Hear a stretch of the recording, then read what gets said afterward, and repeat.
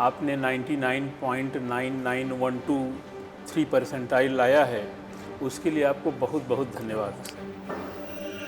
जब रिज़ल्ट आया लगभग उस समय 7:30 बज रहे थे, तो जब मैंने अपना रिज़ल्ट चेक किया तो यहाँ से जब आप जाएंगे, अगर आप फिजिक्स, केमिस्ट्री, मैथ तीनों में आपने 100 परसेंटाइल में से 100 परसेंटाइल नहीं लाया तो यही माना जाएगा कि आप लोगों ने पढ़ाई नहीं की थी, क्योंकि हम अपने जो है पढ़ाने में कहीं कमी नहीं करेंगे, गलती आपका ही होगा। जब मेरा रिज़ल्ट आया मैंने देखा कि आपके घर में कौन कौन है? घर में तो सबसे ज़्यादा कौन खुश हुआ? सबसे ज़्यादा तो अच्छा, आप ये बताइए कि क्या आपको ये पहले से आइडिया था कि आप प्रयागराज टॉप करोगे, उत्तर प्रदेश में आपकी सेकंड रैंक आएगी, कि आपको सरप्राइज लगा? मैंने रिजल्ट देखा एनटीए का, अलग अलग स्टेट से बच्चों ने 100 परसेंटाइल प्राप्त किया था कि यूपी का कोई भी बच्चा 100 परसेंटाइल नहीं लाया है। उत्तर प्रदेश में 99.9996 कुछ उनका परसेंटाइल है। आपने ये तैयारी कब से शुरू किया था? जैसे 11th क्लास से, या उसके पहले से, या यहाँ कोचिंग में आने के बाद तब आपने तैयारी शुरू किया? पहली बात तो मैं ग्रामीण क्षेत्र से हूँ, प्रयागराज के जो है मड़ार गांव में मैं रहता हूँ, 70 किलोमीटर दूर। लेकिन जब हम 11वीं में दूसरी जगह एडमिशन कराए तो थोड़ा सा वहाँ हमको जो है हमारे ही रिलेटिव में जो है एक भैया हैं, उन्होंने बताया कि जो है आप पांडे क्लासेस जाओ। आप मतलब कितने घंटे पढ़ते हो? फिर 4 बजे जाके थोड़ा सा रेस्ट करता था, खाना खा लेता था। कोचिंग के बाद सर लगभग तब भी हमने फिजिक्स, केमिस्ट्री, मैथ, आप 3 सब्जेक्ट पढ़े। तीनों में सबसे फेवरेट कौन सब्जेक्ट था आपका? जिन तीनों में सबसे मुश्किल सब्जेक्ट कौन सा लगा है आपको?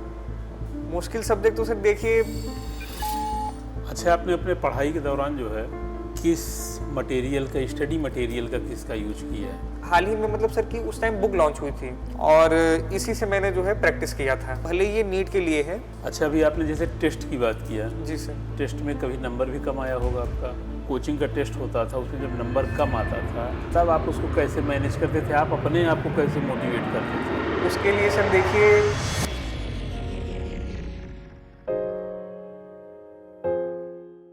नमस्कार, आप सभी को, प्रयागराज जनपद वासियों को, उत्तर प्रदेश में रहने वाले समस्त सम्मानित नागरिकों को पांडे क्लासेज की तरफ से मैं उनका अभिवादन करता हूं। आज मैं आपके सामने लाइव इसलिए हुआ हूं कि मैं आपको एक बहुत ही होनहार स्टूडेंट से परिचित कराना चाहूँगा। उसके पहले मैं आपको बताऊं कि मैं ब्रिजेश पांडे, पांडे क्लासेज से बोल रहा हूं। ये पांडे क्लासेज प्रयागराज संगम नगरी में उसी जगह पे स्थापित है जहां पर कभी भरद्वाज मुनि का आश्रम हुआ करता था। भरद्वाज मुनि का जो मूर्ति लगी है, उनका जो मंदिर बना हुआ है, पांडे क्लासेज के जस्ट सामने है, कमला नेहरू हॉस्पिटल के पीछे। और जैसे कि लोग बताते हैं कि पूर्व में भरद्वाज मुनि के जो क्लासें चलती थी, जो कक्षाएं चलती थी, वो इन्हीं सब जगह पे चलती थी।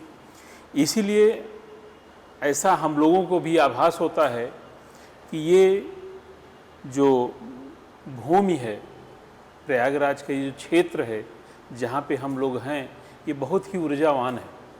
यहाँ सरस्वती जी का डायरेक्ट वास है। यहाँ जो बच्चे आते हैं वो अपने आप अच्छे होते हैं। टीचर तो मेहनत करता ही है, लेकिन वो अपने आप अच्छे होते हैं, उनके अंदर अपने आप संस्कार पैदा हो जाता है। ये पूर्व का प्रारब्ध है, इस मिट्टी का ये आशीर्वाद है। इसी जगह पे ये पांडे क्लासेज स्थापित है और पांडे क्लासेज विगत कई वर्षों से आईआईटी और नीट 11th और 12th की परीक्षाओं में लगातार बेहतर करता चला रहा है।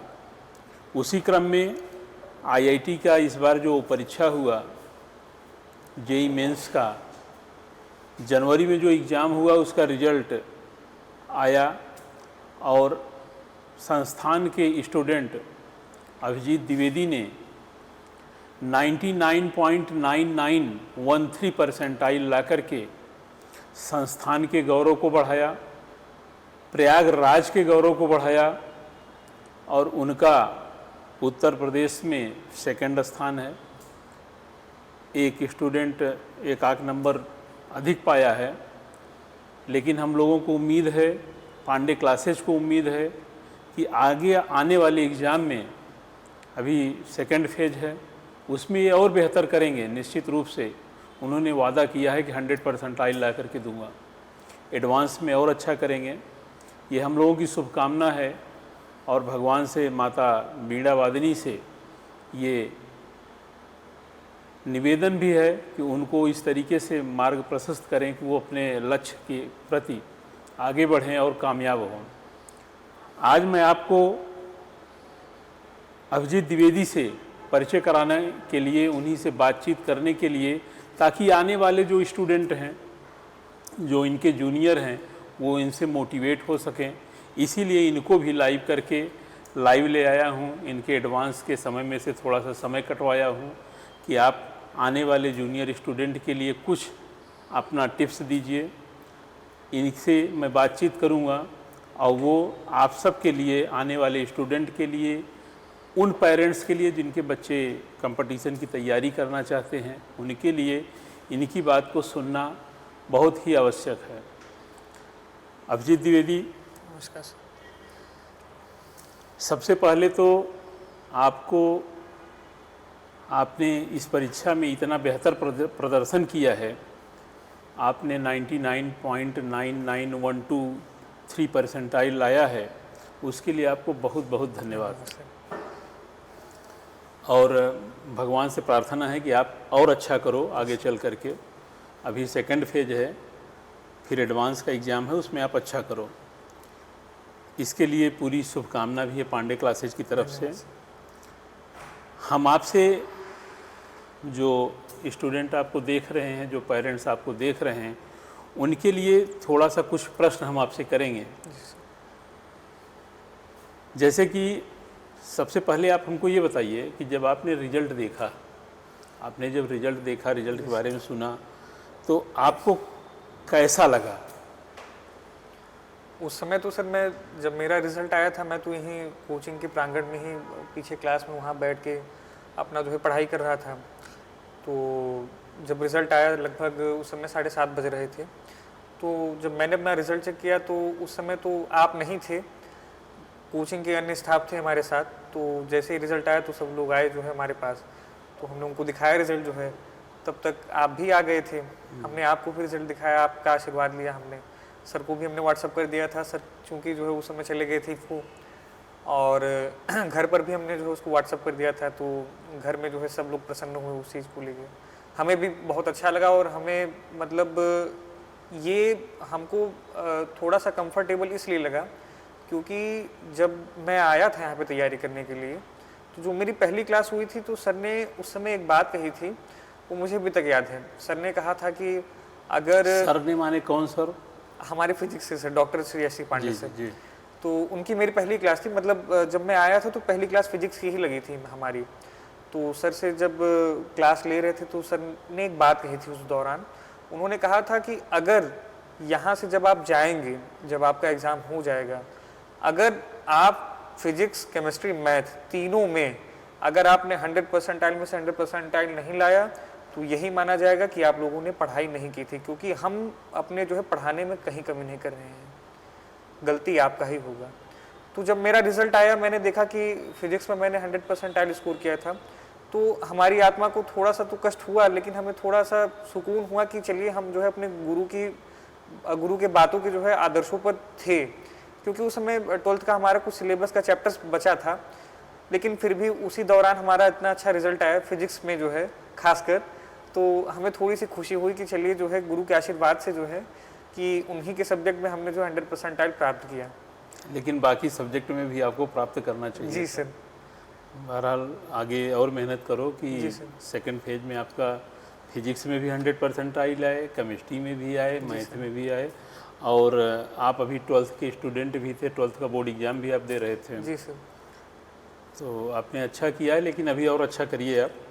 अच्छा, हमको दूसरा बात आप ये बताइए, जैसे आपके घर में जी सर कौन कौन है? घर में तो पिताजी हैं, माताजी हैं, छोटा वाला भाई है, बड़े पिताजी हैं, दादी माँ हैं और बड़ी मम्मी हैं और भैया भाभी हैं। तो रिजल्ट जब आपने घर में जानकारी दिया सबसे ज़्यादा कौन खुश हुआ? सबसे ज़्यादा तो हमारे बड़े पिताजी और जो है दादी माँ हमारी खुश हुई थी, अरे वाह! क्योंकि दादाजी का हमारे जो है लगभग 2-3 वर्ष पहले जो है उनका स्वर्गवास हो गया था। उनकी विशेष कामना ये थी कि जो है कि हमारे बच्चे जो है आगे बढ़ें, खासकर उनको हमसे ज़्यादा उम्मीदें थी। आज यदि वो होते यहाँ पर तो उनकी खुशी तो हमको लगता है कि सबसे अधिक होती, पूरे परिवारजन में जो है सबसे खुशी उन्हीं को होती। तो हमें उस चीज़ का थोड़ा सा अभाव महसूस हुआ था। बाकी घर में तो प्रसन्न लगभग सभी हुए थे, दादी माँ को भी जो है सबसे ज़्यादा प्रसन्नता उन्हीं को हुई थी। अच्छा, आप ये बताइए कि क्या आपको ये पहले से आइडिया था कि आप प्रयागराज टॉप करोगे, उत्तर प्रदेश में आपकी सेकंड रैंक आएगी, आपका परसेंटाइल 99.99123 आएगा? ये आपको पहले से आइडिया था कि ऐसा होगा कि आपको सरप्राइज लगा है? सर सरप्राइज़ लगा हमें, क्योंकि जो है जब हमने रिज़ल्ट देखा एनटीए का तो उसमें देखा कि अलग अलग स्टेट से बच्चों ने 100 परसेंटाइल प्राप्त किया था, लेकिन हमने देखा जबकि यूपी का कोई भी बच्चा 100 परसेंटाइल नहीं लाया है। चूँकि एक बच्चे थे जो जिनका नाम उत्कर्ष है, तो उन्होंने उत्तर प्रदेश में 99.9996 कुछ उनका परसेंटाइल है, उसके आगे हमने किसी का नहीं देखा। तो हमें थोड़ा सा लगा कि अगर हम थोड़ा सा अगर और मेहनत कर देंगे तो हम जो है उत्तर प्रदेश में जो है अच्छा कर सकेंगे, 100 परसेंटाइल की ओर जो है बढ़ सकेंगे। और चूंकि मुझे ये उम्मीद नहीं थी कि हम जो है प्रयागराज टॉप करेंगे, हमने तो केवल इतना ही सोचा था कि हमारे सर ने जितना हमें पढ़ाया था उतना ही क्वेश्चन आया था उसमें। जैसे फिजिक्स, केमिस्ट्री, मैथ में लगभग सारे नोट्स के ही क्वेश्चन थे, जितने चैप्टर्स हमें पढ़ाए गए थे। तो जो भी क्वेश्चन आए थे हमने उसको किए थे। हमें ये अनुमान नहीं था कि जो है कि हमारा परसेंटाइल ऐसा होगा, प्रयागराज में पहला और यूपी में इतना अच्छा होगा। तो ये तो हमारे लिए काफ़ी एक सरप्राइज जैसा ही था। लेकिन आप परीक्षा दे के आए थे तो आपने हमसे कहा था कि सर मेरा 100 परसेंटाइल आएगा। जी सर, वो तो मैंने इसलिए कहा था सर, क्योंकि हमने जो क्वेश्चन किए थे लगभग सारे क्वेश्चन हम बना कर आए थे, तो उस हिसाब से तो हमारा 100 परसेंटाइल आना ही था। लेकिन हम रैंक के लिए जो है इतना उम्मीद नहीं किया था कि रैंक हमारा ऐसा आएगा। बहरहाल आपका रैंक अभी और अच्छा आएगा और मेहनत करिए उसके लिए, हम लोग सब आपके साथ हैं और बेहतर आप करिए, आप अभी और आगे जाएंगे और अच्छा रिजल्ट आएगा आपका। अच्छा, हमको आप जो स्टूडेंट, जूनियर स्टूडेंट आपको देख रहे हैं, उनके लिए आपसे एक क्वेश्चन है आपका कि आपने ये तैयारी कब से शुरू किया था? जैसे 11th क्लास से या उसके पहले से या यहाँ कोचिंग में आने के बाद तब आपने तैयारी शुरू किया? आप इसके बारे में बताएं कि आप तैयारी कब से शुरू किए? देखिए सर, तैयारी के लिए तो पहली बात तो मैं ग्रामीण क्षेत्र से हूँ और आप ग्रामीण क्षेत्र से अपने गांव का पता बता दीजिए। गांव का पता प्रयागराज के जो है मड़ार गांव में मैं रहता हूँ। यहाँ से कम हमें लगता है 50-60 किलोमीटर दूर 70 किलोमीटर दूर 70 किलोमीटर जी। और मैं ग्रामीण क्षेत्र का था और ग्रामीण क्षेत्र के जो हमारे विद्यालय थे, हाई स्कूल तक तो जो है ठीक था, लेकिन जब हम 11वीं में दूसरी जगह एडमिशन कराए तो थोड़ा सा वहाँ हमको जो है कमी हो गई। वहाँ पे हमारी अच्छी से तैयारी हो नहीं पाई थी, मतलब बोर्ड्स के लिए भी हमारी अच्छी सी तैयारी नहीं हो पाई थी। लेकिन जब हम थक गए, जब हमने ये जान लिया कि जो है हमारा अच्छा होगा नहीं, तो हमारे ही रिलेटिव में जो है एक भैया हैं, उन्होंने बताया कि जो है आप पांडे क्लासेस जाओ। और उस समय जो है हमने भी सर का काफ़ी नाम सुना था, हमने तो सर्च कर रखा था कि प्रयागराज में कौन कौन सी कोचिंग अच्छी हैं जहाँ पे हमको जो है पढ़ाई के लिए अच्छा हो सकता है। घर वालों ने भी कहा, तो जब हमने सर्च किया कि पांडे क्लासेस है और इतने कम पैसे में पढ़ाया जा रहा है, क्योंकि घर की भी आर्थिक स्थिति ठीक नहीं थी, तो उसको देखते हुए जो है हमने और परिवारजन के लोगों ने यही निर्णय लिया कि जो है पांडे क्लासेस आप ज्वाइन करिए। तो मैं यहाँ पे जुलाई से जो है पढ़ाई अपनी स्टार्ट कर दिया था और मैंने 11th में अपनी तैयारी नहीं चालू की थी, जो भी किया यहाँ पे कोचिंग में आके ही मैंने चालू किया। आने के बाद आपने जी किया? जी। तो आपकी तैयारी मतलब आपने शुरू किया 12th से आकर के। अच्छा, आप ये बताइए कि आप मतलब कितने घंटे पढ़ते हो और अपना रूटीन भी थोड़ा सा बता दीजिए, वो बच्चे जानना चाहेंगे। घंटों की बात करूँ तो घंटे का तो हमें देखिए सर कोई आंकड़ा नहीं है, हम तो केवल एक ही चीज़ को अपना सिद्धांत बना के चलते हैं, जो हमारे सर ने क्लास में हमको समझाया है। सर ने जैसे एक बार क्या था कि सर करंट चैप्टर पढ़ा रहे थे, तो करंट में सर बता रहे थे कि किसी भी सर्किट में इनफाइनाइट करंट कैसे पाया जा सकता था। तो सर ने बहुत अच्छी बात से उसको समझाया था। उन्होंने बताया था अगर इंटरनल रेजिस्टेंस आप 0 कर दीजिए तो करंट इनफाइनाइट आ जाती है उसमें, अनंत करंट, मतलब जैसे ही इंटरनल रेजिस्टेंस 0 हुआ तो करंट उसमें इनफाइनाइट हो जाएगी। ऐसे ही आप लोग अपने अंदर का जो इंटरनल रेजिस्टेंस है इधर उधर का, दुनिया भर का, क्योंकि देखिए आपका काम है यहाँ पे पढ़ाई करना, जैसे सर्किट का काम है करंट दौड़ाना, तो आप अपने काम को समझिए कि यहाँ आपको पढ़ाई करनी है, आपको यहाँ पे सिलेक्शन लेना है, पेरेंट्स का, टीचर का, सबका गौरव बढ़ाना है। तो सर ने बताया कि आप अपने इंटरनल रेजिस्टेंस को 0 कर दो तो आपकी भी करंट जो है इनफाइनाइट हो जाएगी, मतलब आपका भी ब्रेन इतना कंसंट्रेट हो जाएगा कि जो भी पढ़ाया जाएगा सब आगे हो जाएगा, आपका सिलेक्शन निश्चित हो जाएगा। और सर ने ये भी बताया था कि अपना नेचर हमेशा आइडियल रखना चाहिए। आइडियल इन द सेंस जैसे आपके सामने जो भी काम है, जो भी आपको दिया जा रहा है, आप केवल उसी में लगे रहिए, आपके विचार में वही चलना चाहिए। आप सोइए, उठिए तब भी आपके विचार में चलना चाहिए कि हमें क्या पढ़ाया गया, आज क्लास में सर ने क्या बोला था, क्या पढ़ाया था, वो हमारा कवर हुआ, मन में उसको दोहराते रहिए, मतलब आप उसको याद करते रहिए, उसके बारे में चिंतन करते रहिए, बस ऐसे ही प्रक्रिया थी हमारी। तो घंटों का आंकड़ा मैं क्या बताऊं, जैसे मैं कोचिंग यहाँ 8 बजे आया जाया करता था, तो 8 बजे से हमारी क्लास चालू हो जाती थी मैथ की, फिर 8 से लगभग जो है 4 बजे तक क्लास यहाँ लेता था, फिर 4 बजे जाके थोड़ा सा रेस्ट करता था, खाना खा लेता था, फिर यहीं इसी कोचिंग क्लास में मैं वहाँ पीछे बैठ के अपनी तैयारी करता था। तो जो डेली पढ़ाया जाता था उसको मैं रिवीजन करता था, रिवीजन कंप्लीट होने के बाद जो है मैं एक्स्ट्रा प्रैक्टिस करता था। तो जिस हिसाब से हमारे सब्जेक्ट टीचर ने जो हमको बताया, तो उसी हिसाब से ही जो हमने तैयारी की। मतलब आपके जैसे कोचिंग के बाद आप कितने घंटे पढ़े होंगे लगभग, तब भी कुछ? कोचिंग के बाद सर लगभग तब भी हमने, मान लीजिए सर 12 घंटा तो हमारा यहीं बीत जाता था, 6, 7, 8 घंटे की तो क्लास हो जाती थी और 4 घंटे हम यहाँ पे जो है कोचिंग का रिवीजन करते थे। उसके बाद जब अपने रूम पे जाते थे तो वहाँ पे लगभग जो है हम 2 बजे रात तक पढ़ा करते थे, फिर 2 बजे से लगभग 6 बजे तक मैं सोया करता था। उसके बाद 6 बजे उठ के अपना जो भी रहता था उसको नित्य क्रिया करके जो है अपना फिर आ जाते थे यहाँ पढ़ने के लिए। तो यही दौर था। मतलब आपने कोचिंग का क्लास किया, उसके बाद आपने रिवीजन भी यहीं किया? जी सर। करने के बाद तब आप कमरे पे जाते थे। अच्छा, एक सबसे महत्वपूर्ण विषय स्टूडेंट के लिए है ये कि जैसे फिजिक्स, केमिस्ट्री, मैथ, आप 3 सब्जेक्ट पढ़े। जी सर। तीनों में सबसे फेवरेट कौन सब्जेक्ट था आपका?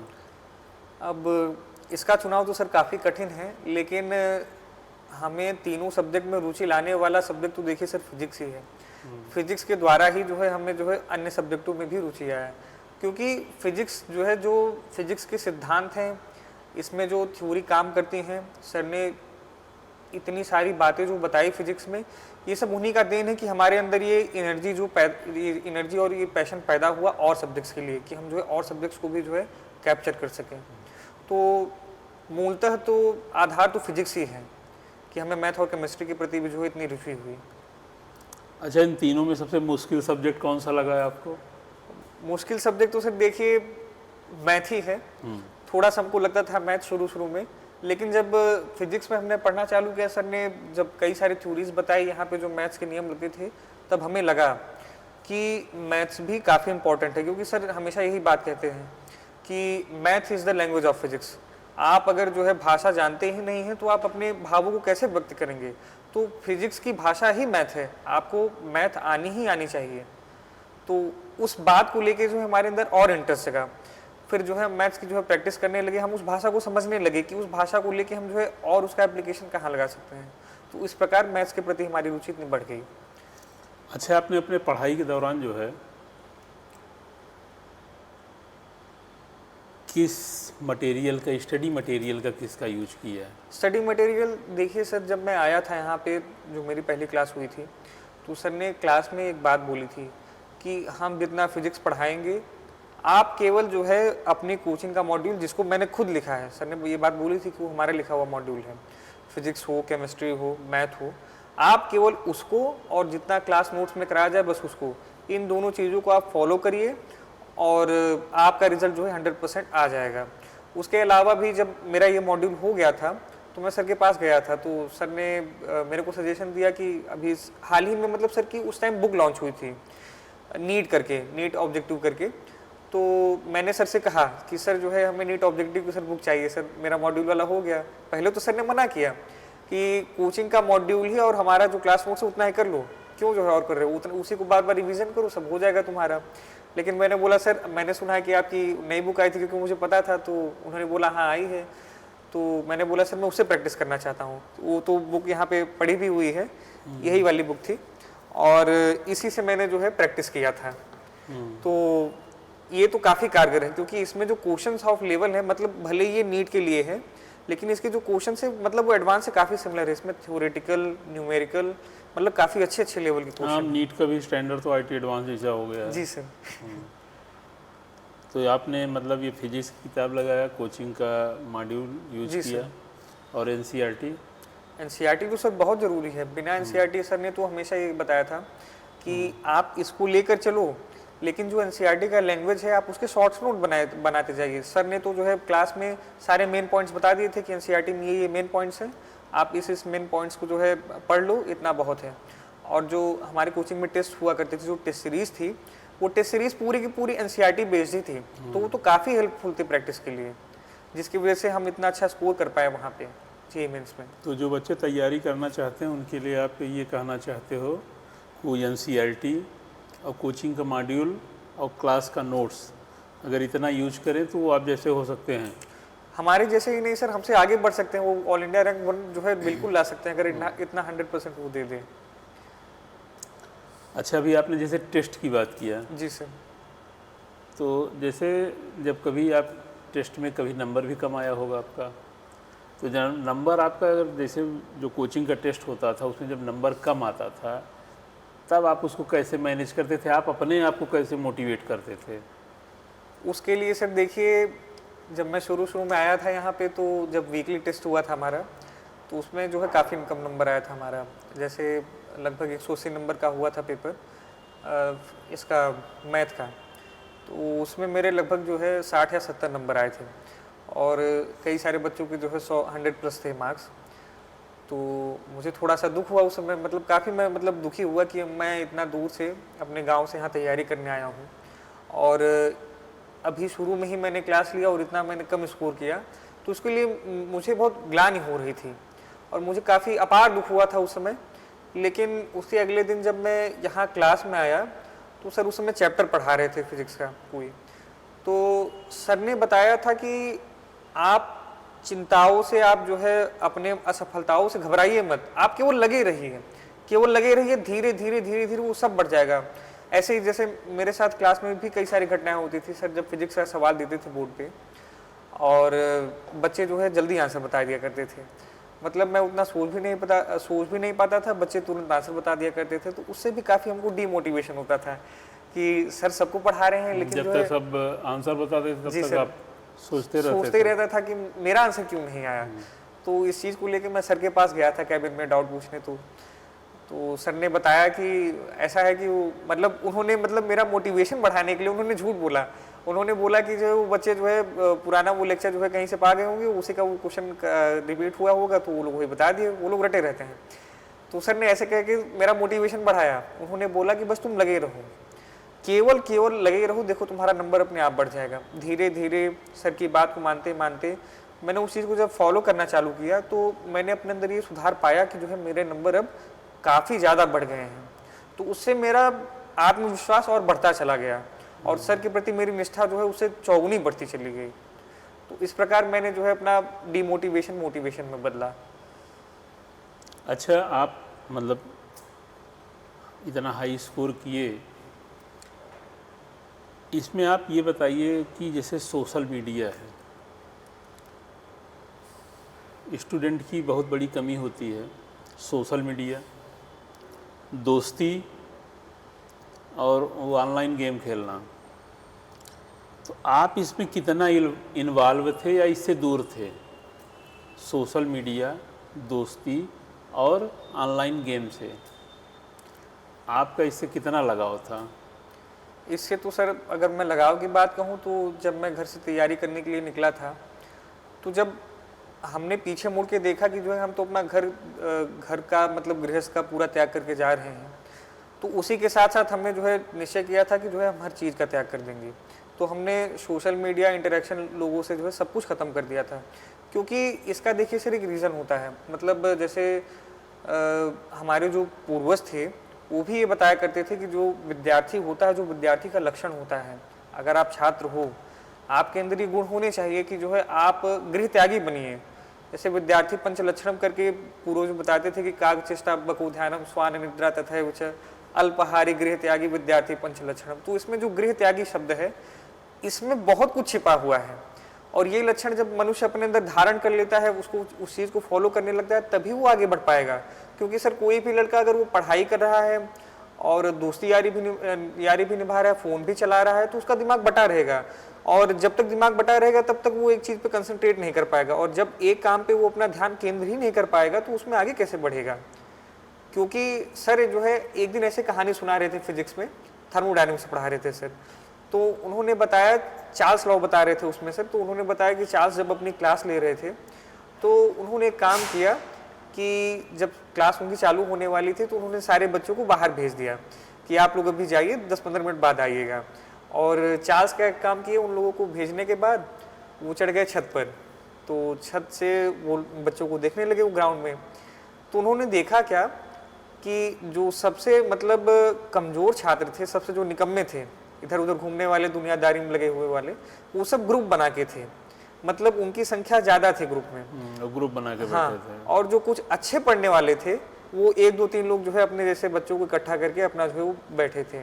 लेकिन उस क्लास का जो सबसे तेज लड़का था, मतलब जिसको हम आइडियल नेचर कह सकते थे, वो अपना अकेले ही बैठा था, अपना अकेले ही जो है वो अपना पढ़ाई लिखाई कर रहा था। तो सर ने उसी चीज़ को लेके जो है चार्ल्स का नियम भी समझाया था। उन्होंने बताया कि चार्ल्स जो है थर्मोडायनेमिक्स का जो लॉ दिए थे वो इसी चीज़ को जो है फॉलो करके उन्होंने बताया था, यही थ्योरी थी उनकी। तो आपके हिसाब से ये है कि अगर स्टूडेंट को सफलता पाना है तो वो ये सोशल मीडिया, गेमिंग और दोस्ती से दूर रहेगा तो जल्दी सफलता उसको मिल जाएगी। जी सर। आज के दुनिया में जैसे लड़कों के जो ऑनलाइन ज़्यादातर पढ़ते हैं, कक्षा 10 से ही मोबाइल लेके पढ़ने लगे हैं, उनके सफलता का प्रतिशत बहुत कम है। उसका कारण क्या हो सकता है आपके हिसाब से? उसका तो सर मूल कारण यही है कि अगर आपके हाथ में स्मार्टफोन है, हाँ, और आप यूट्यूब या फिर अन्य किसी चीज़ का प्रयोग करते हैं अपनी ऑनलाइन पढ़ने के लिए, तो वो देखिए वो संभव है ही नहीं, क्योंकि जो टीचर आपके सामने प्रत्यक्ष है ही नहीं, और आप जो है उसको फ़ोन में देख के पढ़ रहे हो, तो आप उसकी एक भी बात को समझ ही नहीं पाओगे, ना आप जो है उसके बताए हुए बात को कभी फॉलो ही कर पाओगे। क्योंकि सामने क्या होता है, सामने जब इंसान खड़ा होता है किसी के, तो उसका एक प्रभाव पड़ता है जो कि हम उसको मोबाइल फ़ोन में अनुभव कर ही नहीं सकते। आपने देखा होगा कि सुना होगा महाभारत में एकलव्य की कहानी। एकलव्य जो है अगर वो चाहते तो जो है तो वो भी तो दूर रह के उस समय मतलब काफ़ी टेक्नोलॉजी आगे बढ़ गई थी, तो वो भी जो है ध्यान केंद्रित करके देख सकते थे कि गुरु द्रोणाचार्य कैसे पढ़ा रहे हैं। लेकिन उन्होंने एक ही काम किया कि गुरु द्रोणाचार्य की मूर्ति बना के अपने सामने स्थापित किया, उसको मतलब एक भौतिक रूप में आकार दिया, और भौतिक रूप उनका बैठाकर तब वो उनके सामने अभ्यास किया करते थे। तो भौतिकता की बड़ी आवश्यकता होती है, वर्चुअलिटी में आप उस चीज़ को पा नहीं सकते। तो उनकी जो आजकल के बच्चे हैं, उनके सफलता में जो इतनी कम प्रतिशतता आ रही है, तो इसका मूल कारण यही है कि वो जो स्मार्टफोन से ऑनलाइन पढ़ते हैं, ये बहुत बड़ा रीज़न है, उसी में भटक जा रहे हैं। जी। अच्छा, जैसे आप सोशल मीडिया से दूर थे, आपके दोस्त भी नहीं थे जी, आप ऑनलाइन गेम भी नहीं खेलते थे। जी सर। तो पढ़ाई करते समय जब आप थक जाते थे तो अपने मतलब रिलैक्स करने के लिए क्या करते थे आप? रिलैक्स करने के लिए तो कुछ नहीं करता था सर। रिलैक्स के लिए मैं क्या बताऊँ, रिलैक्स के लिए अपना एकांत में थोड़ा सा बैठ जाता था। उसके बाद कुछ जैसे अपने पिछले बीते हुए जो है कुछ समय को याद करता था कि मतलब मैं जब छोटा था परिवार वाले कितना स्नेह करते थे हमें, तो उस चीज़ को याद करके थोड़ा सा जो है हम अपना मतलब समय काटते थे। बाकी जो है हम अन्य किसी से बात नहीं करते थे जो है। अच्छा, जो स्टूडेंट अब आ रहे हैं, जैसे 10th का एग्ज़ाम दे के आ रहे हैं या 11th का एग्ज़ाम दे के अब 12th में आ रहे हैं, उनके लिए आप जेई के लिए क्या टिप्स देना चाहेंगे? जेई के लिए तो सर मैं उन बच्चों को यही टिप्स देना चाहूँगा कि देखिए जो जेई का पैटर्न है और जो जेई का फिजिक्स है, केमिस्ट्री है, मैथ है, ये अपने आप में ही मतलब काफ़ी रिसर्च बेस्ड चैप्टर है। तो इसके लिए तो आपको जो है पहले अपनी बौद्धिक क्षमता को बढ़ाना पड़ेगा, जिसके लिए आपको मतलब हर चीज़ का त्याग करना पड़ेगा। आपको केवल अपनी पढ़ाई के लिए अग्रसर होना पड़ेगा और फ़ोन, सोशल मीडिया, लोगों से बातें, दोस्ती यारी ये सब खत्म करके अपनी बौद्धिक क्षमता को आपको विकास करना पड़ेगा, क्योंकि ये तभी संभव है जब आप हर चीज़ का त्याग करेंगे। और यही चीज़ मेरे सर भी बताया करते थे कि सफलता के जो है कुछ मंत्र हैं। सबसे पहले त्याग करिए, उसके बाद तपस्या करिए, फिर परिश्रम करिए, उसके बाद धैर्य रखिए, सफलता आपको निश्चित तौर से प्राप्त होगी। तब जी, आप अगला प्रश्न हमारा ये है कि जैसे आपने फिजिक्स, केमिस्ट्री, मैथ पढ़ा जी सर। और फिजिक्स, केमिस्ट्री, मैथ आपको 3 टीचर पढ़ाए, 3 टीचर से ही आपने पढ़ा है। जी सर। तो उसमें फिजिक्स, केमिस्ट्री, मैथ के जो टीचर थे उनका क्या योगदान रहा है आपकी इस सफलता में? उन्हीं का तो सर मुख्य योगदान है। अगर मैं उन लोगों की बात करना चाहूँ तो उन सब में तो सबसे पहला नाम तो जो है हमारे आदरणीय और जो मेरे सबसे फेवरेट हैं वो doctor Shri S C Pandey sir हैं, जो मुझे फिजिक्स पढ़ाया करते हैं। और अभी एडवांस की भी क्लास चालू होने वाली है, तो उसके लिए भी मैं काफ़ी एक्साइटेड हूँ वो क्लास लेने के लिए। तो फिजिक्स का तो हमारी सफलता में बहुत बड़ा योगदान रहा है, क्योंकि सर जो बताते हैं कि फिजिक्स अगर कोई इंसान जान लिया तो आप समझिए वो जीवन जीना सीख लिया। फिजिक्स में ही सब कुछ है। मैथ और केमिस्ट्री तो जो है इसके सोर्स हैं, इसको मतलब चलाने के लिए ये सोर्स है। और जो फिजिक्स जान लिया आप समझिए बच्चों जो है वो जीवन में सबसे बड़ा मुकाम हासिल कर लिया। और मैथ्स के लिए बात करूं तो इंजीनियर पुष्पाकर सर हैं मेरे, तो मुझे तो काफ़ी मतलब अच्छा महसूस होता है कि मैथ्स के लिए मुझे जो इतने अच्छे टीचर मिले जो कि बिहार से हैं, पहली बात। और दूसरी मुख्य बात ये है कि सर ने जो है सुपर 30 बैच में आनंद कुमार जी से पढ़ाया है, जिनका अलजेब्रा जो है शायद दुनिया भर में, एशिया में ऐसा कोई टीचर नहीं होगा कि उनके अलजेब्रा के टक्कर का कोई हो। और उनके पढ़ाए हुए छात्र जो है एनआईटी से जिन्होंने बीटेक किया है वो हम लोगों को मैथ्स पढ़ा रहे हैं, तो इसके लिए तो हमको काफ़ी गर्व की अनुभूति होती है। और रही बात केमिस्ट्री के लिए इंजीनियर श्री आर के सिंह जो मेरे टीचर हैं वो तो जो है हमारे लिए एक आइडियल टाइप के ही हैं, क्योंकि उनका तो जो है ऑल इंडिया रैंक जो है 400 आया था। वो तो आईआईटी कानपुर से बीटेक किए हुए हैं, तो हमें तो बहुत खुशी होती थी। हमने तो मतलब ये उम्मीद ही नहीं किया था कि जब हम पांडे क्लासेस यहाँ ज्वाइन करने आए थे, क्योंकि आर्थिक स्थिति के कारण जो हम कम पैसे दे के यहाँ आए थे। लेकिन जब हमने देखा कि यहाँ पे टीचर नहीं, यहाँ पे मतलब कोई व्यापार नहीं चल रहा है, यहाँ पे कोई प्रोफेशनलिटी नहीं है और इतने अच्छे टीचर यहाँ पे पढ़ा रहे हैं, तब हमें लगा कि मतलब कि हाँ दुनिया में भी ऐसे लोग हैं। आज भी भारद्वाज मुनि के रूप में यहाँ पे टीचर जीवित हैं और उसी स्थान पर उसी क्लास में जो है वो लोग जो है दिव्यमान हैं, उन्हीं के रूप में पढ़ा रहे हैं। तो हमें इस चीज़ की तो बहुत गर्व की अनुभूति होती है और उन्हीं लोगों का आशीर्वाद और उन्हीं लोगों का जो है सबसे बड़ा योगदान रहा है इस रिजल्ट के लिए हमारे। ठीक, आपके टीचर का योगदान रहा। और इसमें बहरहाल क्वेश्चन वही है। जी सर। क्वेश्चन वही है, इसमें पांडे क्लासेज का क्या योगदान रहा आपकी सफलता में? पांडे क्लासेस का बात करूँ तो सर सबसे पहला तो अगर हम टीचरों को एक किनारे कर दें तो सबसे पहले तो आप ही हैं, क्योंकि आपने ही काफ़ी हमको सपोर्ट किया। जैसे फीस जो है जब मैं टाइम पे जमा नहीं कर पाता था तो आप जो है खुद ही कह देते थे कि बेटा जो है कोई बात नहीं, आप 4-5 दिन बाद दे देना, अगर ज़्यादा दिक्कत हो तो जो है और 3-4 दिन ले लो, लेकिन आप केवल अपनी पढ़ाई को आगे रखो। तो आपने उस मुश्किल वक्त में जो हमको इतना सपोर्ट किया। और भी जो कोचिंग के अन्य स्टाफ हैं जो हमको इधर उधर करते हुए अगर देखते थे तो हमको हमेशा यही कहते थे, उनको डांट पीट भेज देते थे, जाओ पढ़ो, यहाँ पढ़ने आए हो, क्या करने आए हो। तो उनका भी जो है बहुत बड़ा योगदान रहा है इस चीज़ के लिए। अब जब आप आईआईटी में जा रहे हो, आईआईटी में तब पहुँच ही जाओगे आप, तो वहाँ पे जाकर के आप कौन सा ब्रांच लेना चाहते हो, आगे क्या करना चाह रहे हो, फ्यूचर प्लान क्या है आपका? फ्यूचर प्लान तो सर अब अगर मैं भविष्य की बात करूं, अगर मेरा आईआईटी में अगर हो जाएगा तो मेरा ड्रीम कॉलेज तो आईआईटी बॉम्बे है। अगर मैं वहां जाता हूं तो मैं वहां पर क्वांटम कंप्यूटिंग जो है ब्रांच लूँगा, जो कि सीएस का जो है सबसे अच्छा ब्रांच माना जाता है, उसका अच्छा स्पेशलाइजेशन है।